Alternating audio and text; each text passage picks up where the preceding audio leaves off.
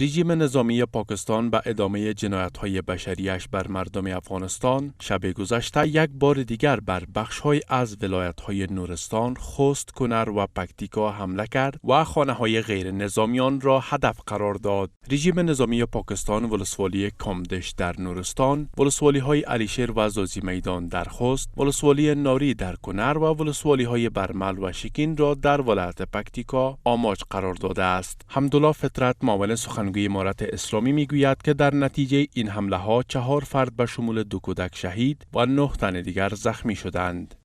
د پاکستان پوځي رژیم د جنگي جنایتونو په دوام له تیرو 24 ساعتونو را په دې خوا په نورستان، کامدیش ولسوالۍ، خوست، علیشیر او ځاځي میدان ولسوالیو، کونړ، ناړۍ ولسوالۍ او پکتیکا، برمل او شکن ولسوالیو کې پرله پسې څو ځله په قصدي توګه ملکي کورونه او عامه تاسیسات پرېښه کړي چې د یادو هوانونو او توپونو په نتیجه کې زموږ 4 تنه ولسي هیوادوال شهیدان سوي او 9 تنه نور یې ټپیان سوي دي.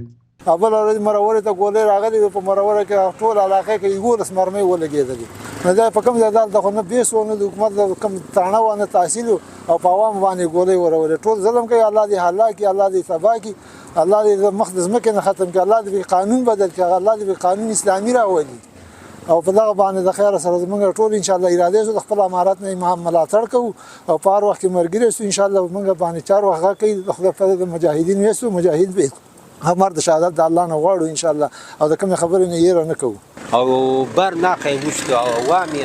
غر کو پر کله از موږ سي غړ ظلمونه او کله مالونه وشته کورونه را لوشته راغره د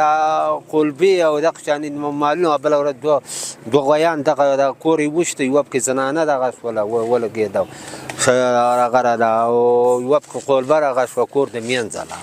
همزمان با این 3 حزب سیاسی در خیبر پختونخوا در یک اعلامیه مشترک حمله های هوایی رژیم نظامی پاکستان بر افراد ملکی در افغانستان را محکوم کرده و از آن کشور خواستند که به جنایاتش در افغانستان پایان دهد و پروژه های خشونت آمیز قدرت های بزرگ در منطقه را متوقف و رابطه های صلح‌آمیز و باثبات با کابل برقرار شود. در سوی دیگر عبدالسلام حنفی، معاون اداری ریاست الوزراء گفته است که امارت اسلامی با هیچ کس مشکل ندارد و بر اساس احترام متقابل خواهان روابط خوب با کشورهای همسایه، کشورهای منطقه و جهان است. آقای حنفی حمله‌های تجاوزکارانه رژیم نظامی پاکستان را جنگ تحمیلی بر افغانها دانسته و از پاسخ قاطع و ایستادگی مردم و امارت اسلامی در برابر هر گونه تجاوز سخن زده است.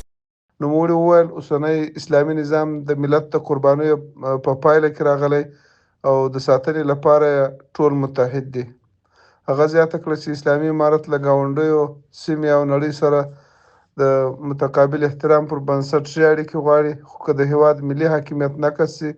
د ملت او اسلامي نظام دفاع لازمه ده. محترم مولوي عبدالسلام حنفي په وروستیو بریدونو کې د ملکي تلفاتو په اړه خواشیني څرګنده کړه او وویل دا جګړه پر افغانستان تحمیل شوې او اسلامي امارت د ملت په ملاتړ موجود ګواښونو په وړاندې بریالی پاتې شوی. گفتنی است که راجا ناصر عباس، رهبر اپوزیسیون در مجلس سنای پاکستان و رئیس مجلس وحدت مسلمانان، در تازه‌ترین اظهاراتش از رویکرد رژیم نظامی پاکستان انتقاد کرده و گفته که جنگ میان افغانستان و پاکستان به سود هیچ کس نیست. این در حالی است که تجاوزهای پسین پاکستان بر خاک افغانستان با واکنش‌های تند داخلی حزب‌ها و مقام‌های پیشین حکومتی در داخل پاکستان نیز روبرو شده است.